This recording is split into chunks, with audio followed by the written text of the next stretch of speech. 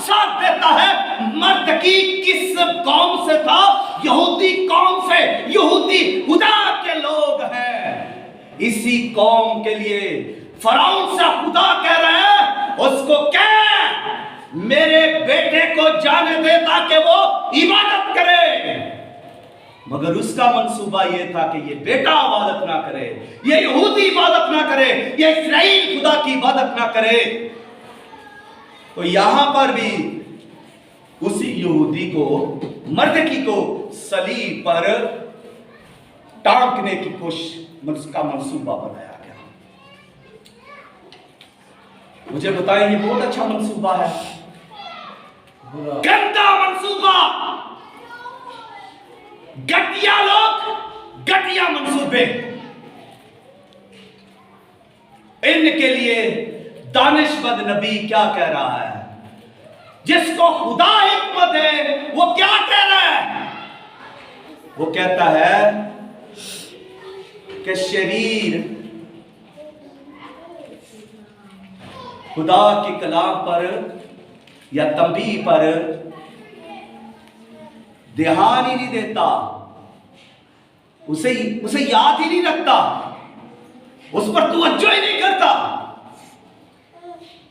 क्योंकि उसको कलाम पसंद नहीं कि मुझे कलाम लगे, उसको पसंद नहीं कि मेरे लिए खुदा का कलाम नाज़िल हो, उसे बिल्कुल पसंद नहीं।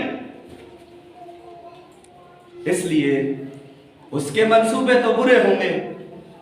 कलाम सच्चा है और कलाम सच्चाई से भरा है, कलाम में बरकत है और सच में बरकत है।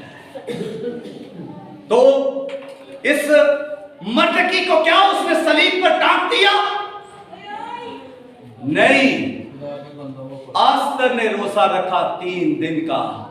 आस्तर मलका थी, आस्तर बादशाह की बीवी थी।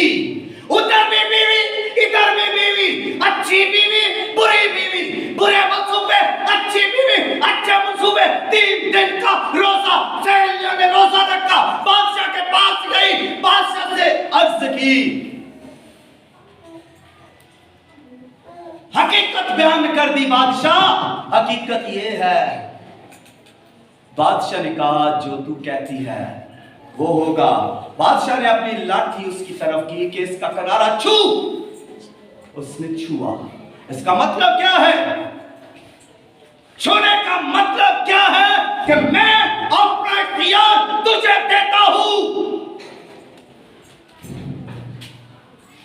अब तू फैसला दे। उसने बताया कि ये बंदा ठीक है, हकीकत ये है, इसको इसने सलाम नहीं किया, इसने जाती दुश्मनी से ली है। जाती दुश्मनी के लिए खुदा का काम खुदा करेंगे, जाती अना के लिए खुदा को, खुदा के लोगों को, साधकों को जलील करेंगे।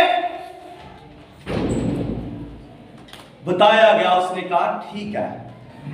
हुक्म जारी ये हुआ, इसी सूली पर हनान को, उसकी बीवी को, उसके बच्चों को, उसके पूरे खानदान को टांग दो।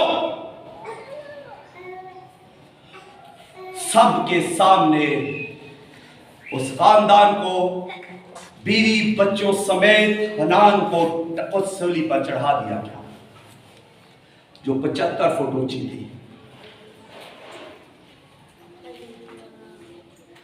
बुरे मंसूबों का अंजाम बुरा है, बुरा अंजाम है। टाक दिया उस पर, उस जगह पर। और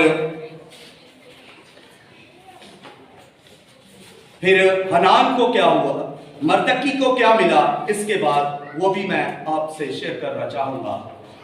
हनान को तो सजा मिली, मगर मर्दकी को सरफराज किया गया, उसे बरकत दी गई, उसे सरबुलंद किया गया, उसे शाही लिबास पहनाया गया, उसे अंगूठी पहनाई गई, उसे घोड़े पर बिठाया गया और उसे बादशाह के सामने इज्जत और ताज़ीम के साथ पेश किया गया। साधकों